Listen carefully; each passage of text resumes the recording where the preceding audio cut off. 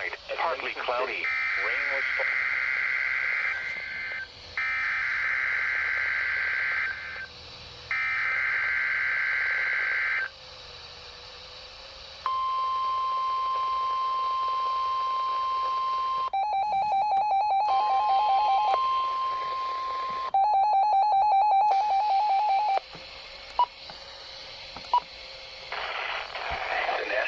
Service in Chanhassen, Minnesota has just activated the warning alarm on 13 weather radio stations across central and southern Minnesota and west central Wisconsin.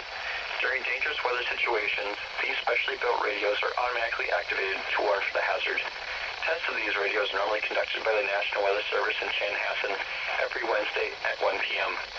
If severe weather threatens the area near the normal test time, the test will be postponed until the next good weather day. The warning alarm will be activated for selected watches, warnings, and statements affecting central and southern Minnesota and west central Wisconsin. This concludes the test of the warning system. We now return to normal programming.